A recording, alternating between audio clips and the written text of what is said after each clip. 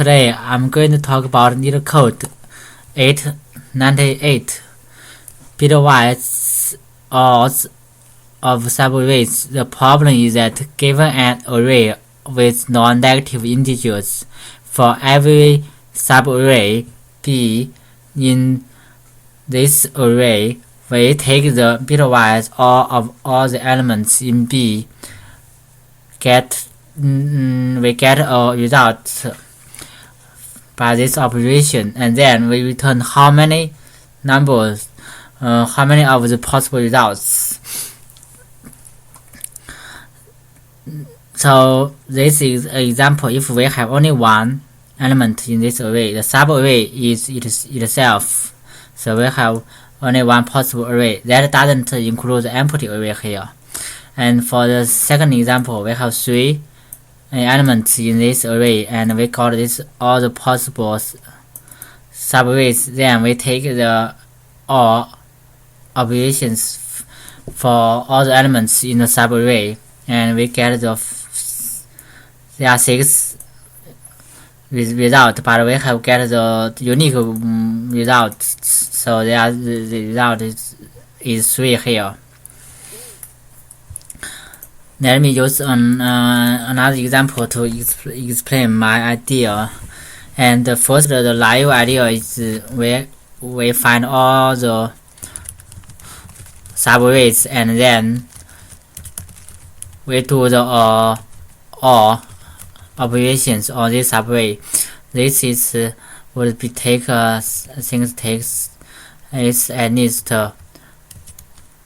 n square time to find subarrays, and then n square times to do the OR operation, so it's n cube time. And the second is that solution is that we find that we can use 2 pointers I and j. For I, we traverse the element. For example, when we traverse the first one, we will get all the previous all previous values and do the all operations. It's like that we get the result are equal to result j with the current array I do the all to do the all operations for j is bigger j between 0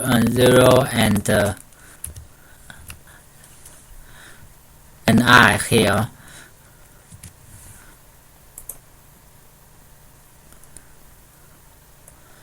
J should less than I here.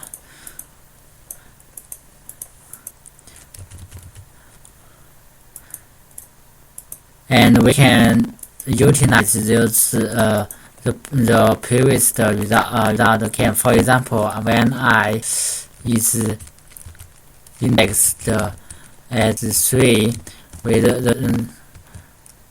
put the 3 as the final result, because this one it is a subarray, and then we get this j.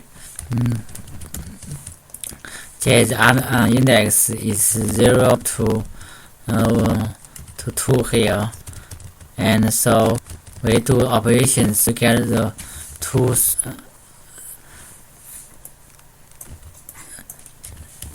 It's better to traverse from bigger to smaller, so we get 2, 3 array, and do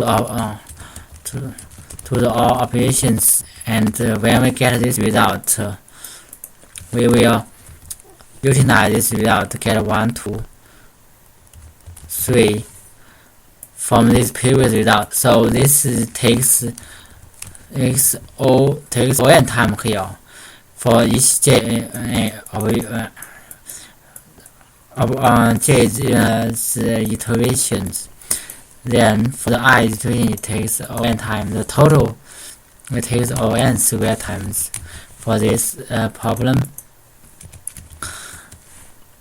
And even with this problem, we have this number of the lengths n square time. It could also be t times limit exceeded. At least for Python, because I have tried that it's positive with Python with this solution. So another that is we can optimize this. Because a third solution that is we will define array that is not the current values, not the current result of all operations up to index I. We define its a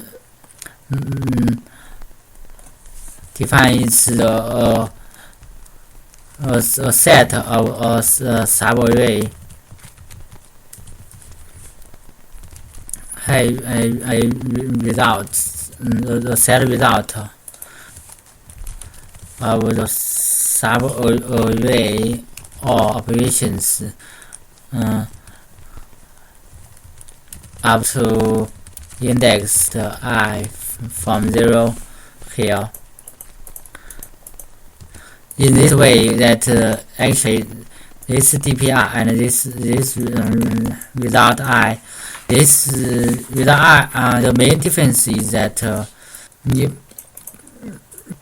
we have limited the number of the operations for the internal J operation. So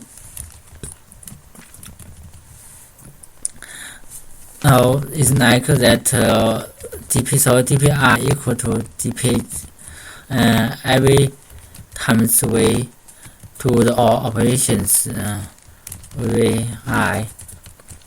Then for every J in this DPI plus current value I here.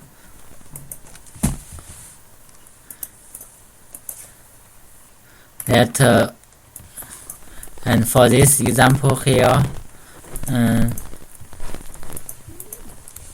so we could find the DPI. The first one is 1 here.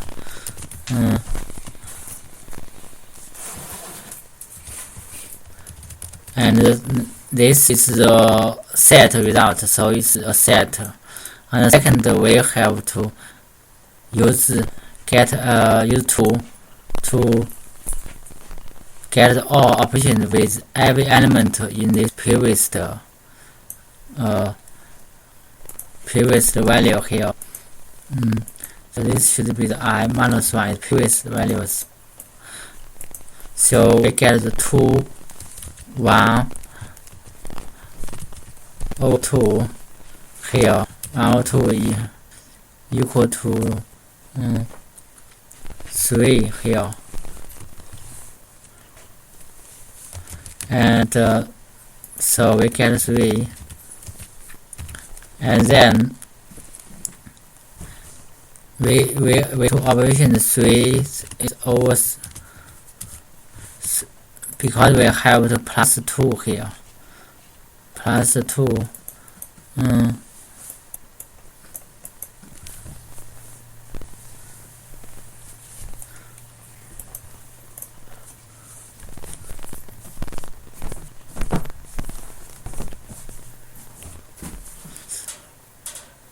So we get 2 and 3 here, and then we plus this previous one. We plus 3 again.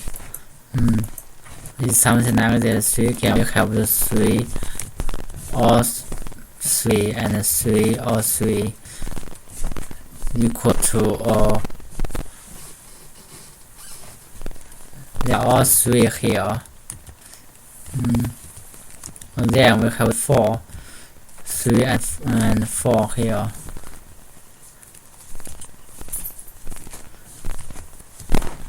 Three and 4 here is 7 here.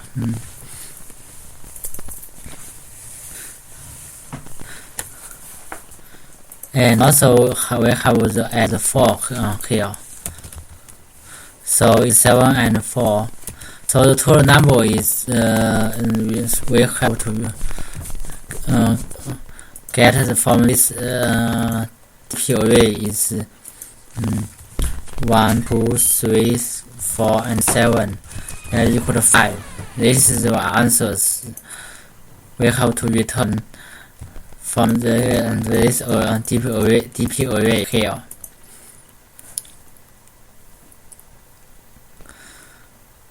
So we utilize this function to write our code. And for we define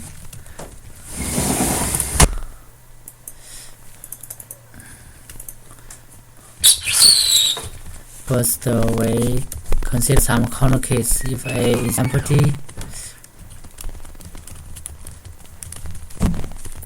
or it's less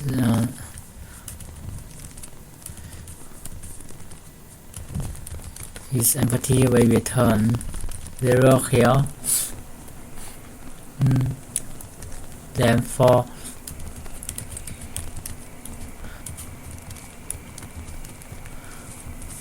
we define the numbers, and then we define the DP array here. Where each element is actually a set, so we define how there are n elements and n sets in this array. Then we initialize the first one is the first element.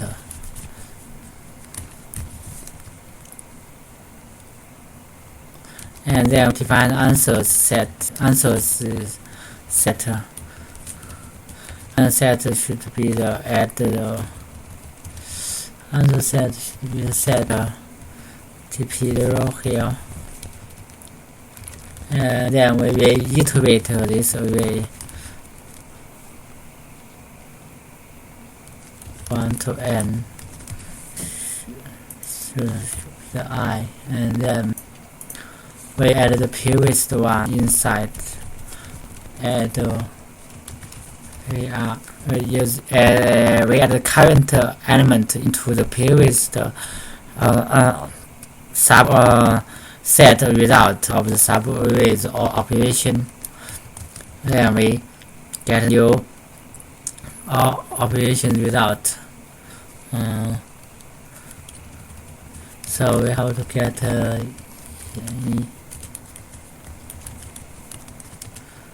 new operation, or then we do the OR operation here.